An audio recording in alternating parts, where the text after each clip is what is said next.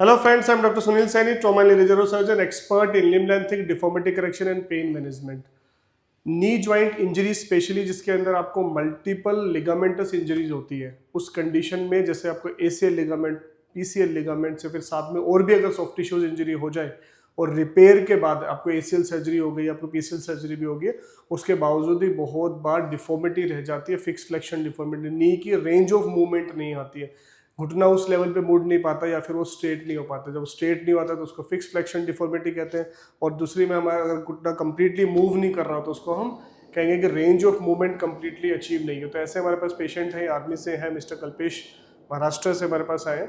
इनको ये sports personality है और स्पोर्ट्स में ही इनको इंजरी हुई जिसके अंदर उनको ACL टीयर, PCL टीयर और साथ में इनकी पॉप्युलेटर आर्टरी भी इंजरी हो गई थी आज से 4 साल पहले। तो अभी इनकी कंडीशन देखते हैं, सारा चीज़ें रिपेयर किया गया था 4 इयर्स बैक और इस समय सिचुएशन ये है कि पूरी की पूरी फ्लेक्स नहीं होती, घुटना पूरा मूव नहीं करता है। ऑल्दो क्योंकि एक स्पोर्ट्स पर्सनैलिटी है, इन्होंने बहुत मेहनत करी। मैं इनको यही बता रहा था कि आपका फिर भी मूवमेंट काफ़ी बेटर आ रहा है। कई पेशेंट्स का तो ऐसा होता है कि सर्जरीज के बाद वो एक्सरसाइज ही नहीं करते हैं जिसकी वजह से और ज़्यादा लॉस हो जाता है। तो इनसे जानते हैं कि किस तरीके से इनको इंजरी हुई थी, उसके बाद क्या क्या इन्होंने किया और फिर आज की सिचुएशन। हम कोल्हापुर में हमारा कंपटीशन था, उस टाइम मुझे इंजरी हुआ था ACL, PCL और पॉपुलर आर्टरी। आपने बताया पूरा पैर यूं आगे आ गया था, मतलब ये पैर इधर फोल्ड हो गया था, इधर सामने fold हो वाला गया, तो ये बंदा पूरा इधर का बैठ पूरा गया था। Okay okay. तो फिर उस 1 घंटे के अंदर हमने पॉपुलर आर्टरी का ऑपरेट कर लिया। उसके बाद फिर 1 साल गैप देके ACL, PCL करवाया। फिर उसके बाद मैंने बहुत सारा फिजियोथेरेपी करवाया, बहुत सारे डॉक्टर घुमा, उन कुछ फर्क नहीं। तो मैंने खुद होके एक्सरसाइज कर करके वो फिर मूवमेंट्स इतना को लिया। मूवमेंट्स को बढ़ाया। फिर बाद में सर का वीडियो यूट्यूब पे देखा मैंने, तो तो अभी मैंने आपको आपने बताया क्लिकिंग साउंड सी बहुत आ रही, हाँ, कट कट कट आवाज कट आ रही। आवाज़ बहुत ज़्यादा आ रही। तो अभी जैसे मैंने इनको बताया कि आपकी रेंज ऑफ मूवमेंट तो फिर भी बेटर है, लेकिन इनको क्लिकिंग साउंड्स बहुत आने लग गई हैं। अभी आप इनका एक्सरे देखेंगे तो ये टिपिकली ग्रेड 2+3 की तरफ ही जा रहा है ऑस्टियोआर्थराइटिस। इसमें मिडिल कंपार्टमेंट ऑस्टियोआर्थराइटिस भी हो रहा है, लेटरल कंपार्टमेंट भी हो रहा है और पेटेला में जो कॉन्ड्रोमेलेशिया पेटेली बोलते हैं इसको, उसके तीनों के तीनों कंपार्टमेंट के इन्वॉल्वमेंट। आपको ज़्यादा चलने में इधर दर्द भी आता जी है सर। कभी। सो ये टिपिकल इंडिकेशन है, क्योंकि इंजरी इतनी कॉम्प्लेक्स थी, ये चीज़ तो लाजमी है कि होना ही होना था, मतलब ये चीज़ तो आगे में आनी चाहिए। तो अब क्योंकि एक sports personality he is just 31 year old, तो हमें इनको प्रिवेंट करना है कि हमें घुटने को सेव करना है, घुटने को प्रिजर्व करना है, ताकि घुटने में हम जो है दोबारा से कार्टिलेज को रीजनरेट कर सकें, इनके क्लिकिंग साउंड्स को बंद कर सकें। और 31 एज इज़ नथिंग, इस पर हमें घुटने को आगे खींचना है ताकि पेन फ्री पेशेंट कंफर्टेबली घुटने में अपना काम करता रह सके। और अभी अगर हम इसको ऐसे ही छोड़ देते हैं तो आगे में चल के बहुत जल्दी पेशेंट को मूवमेंट्स अफेक्टेड हो जाएंगी और बहुत जल्दी उनको रिप्लेसमेंट सर्जरी की तरफ जाना पड़ेगा। सो अभी इनके रेंज ऑफ मूवमेंट देखते सर एक बार। So we are planning for prolotherapy here. Prolo is proliferation therapy, बहुत सारी वीडियोज में बता चुका हूँ। अब हम इस साथ में ओजोन भी यूज़ करते हैं। ओजोन एक एंटी इन्फ्लेमेटरी है, एंटीऑक्सीडेंट है, उस ozone oxygen to the tissues को बढ़ा देती है। दूसरी चीज़ क्या है, इसके अंदर मूवमेंट जो है वो भी काफ़ी बेटर हमें मिलेगी। तो पहले इनकी नॉर्मल इसको देखते हैं सर, इसको मूव करके दिखाएं। This is normal knee and now we will go to the affectedly this. इतना ही जाता है ना। जब मैं इसको कर रहा हूँ तो कट कट कट पूरा आवाज आ रहा है। अब इसको भी दिखा दीजिए। Now you can see the difference कि ये पूरा का पूरा पीछे ले जाऊँ, यहाँ तक कर पा रहे हैं, but this is the movement only, ये मूवमेंट इनकी है। तो ऑलमोस्ट 70 की मूवमेंट आ रही है। जब हम इनको प्रॉन पोजीशन में करके देखा हमने तो वहाँ पे 90 की आ रही है। तो प्रॉन के अंदर 90 डिग्री और जब सीधे हैं तो ओनली 70 डिग्री ऑफ ये। बहुत बार fix flexion deformity, especially osteoarthritis knee के अंदर, जैसे हम ओजोन को डालते हैं विद इन फ्यू मिनट्स वो पूरी की पूरी काफ़ी हद तक बेटर होने लग जाती है। That is the beauty of ozone, because it release the adhesions. वो एडहेशंस को रिलीज करती है, इन्फ्लेमेशंस को खत्म करती है, and along with that patient need to do physio rehab lifestyle modification. तुमने पूरा प्रिपेयर कर लिया, now we will go for the procedure. ठीक है। सूजन भी आती है क्या? हाँ, ज़्यादा चला, कुछ प्रैक्टिस ओके, ज़्यादा नाउ वी आर हुई। Going for the procedure.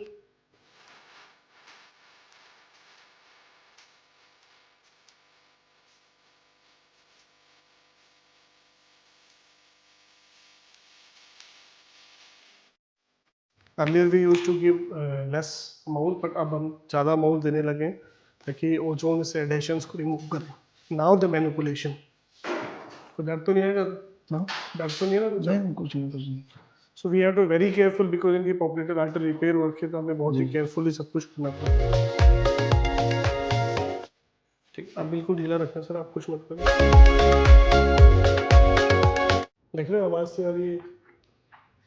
ये जैसे लिक्विड डाला फिर उसमें हवा, तो बुबले से नहीं फूल जाते हैं इस तरीके से? पानी जैसा हो हाँ, पानी जैसा होगा ज़्यादा वही है।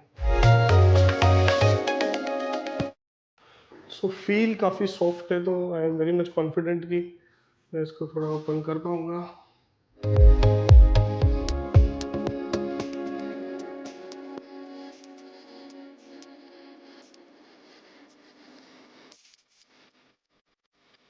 सो मैक्सिमम टाइम क्या होता है, as we inject the ozone patient will feel better.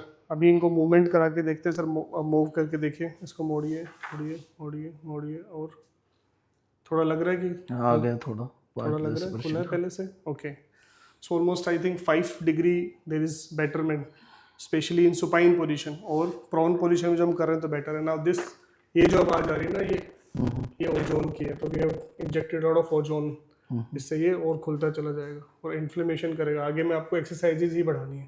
ठीक है ठीक है। So this is how we treat. अगर आपको PCL ACL आपने सर्जरी कराई है, उसके बाद अगर आपको डिफॉर्मिटीज रहेगी, आपकी रेंज ऑफ मूवमेंट पूरी तरीके से नहीं आई है, तो बिना किसी सर्जिकल इंटरवेंशन के, अदरवाइज क्या होता है, हमेशा कहते रहते हैं फिजियो करते रहो फिजियो करते रहो, पेशेंट भी एक्सरसाइज कर करके बिल्कुल थक चुका होता है कि मैं पूरी एक्सरसाइज कर रहा हूँ, एंड मूवमेंट तक मेरी मूवमेंट नहीं आ रही। तो कई बार सर्जिकल इंटरवेंशन बताई जाती है कि एडेशंस को रिलीज करना पड़ेगा आर्थोस्कोपिकली, तो उसकी जरूरत नहीं होती। अगर आप अर्ली स्टेज के अंदर आ जाते हो तो with the help of this ozone therapies we can open these adhesions, we can remove these adhesions, and very well you can achieve far better, और अच्छी अचीवमेंट आप कर सकते हो। और सिमिलरली अगर आपको अर्थराइटिस डेवलप हो चुका है, ऑस्टियो अर्थराइटिस अगर आपकी नी के अंदर डेवलप हो रहा है, तो भी हम उसको दोबारा से रोक सकते हैं। And friends, cartilage can be regenerated, cartilage दोबारा से रीजनरेट हो सकता है। That is the beauty of prolotherapy, where it can proliferate.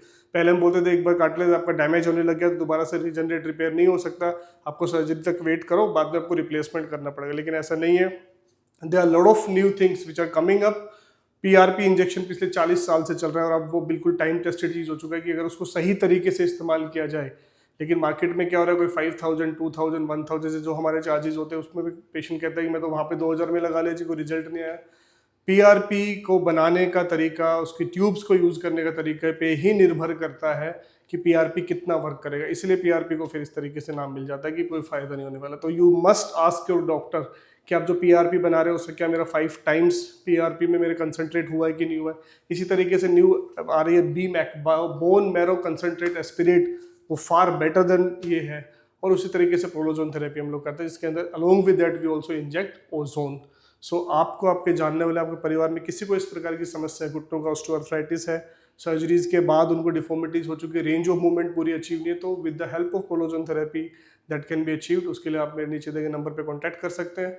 और कोई भी अगर आपकी क्वेरी तो नीचे के नंबर पर कॉन्टैक्ट करके अपनी रिपोर्ट हमारी टीम से शेयर करके फ्री ओपिनियन हमारी टीम से ले सकते हैं। Thank you.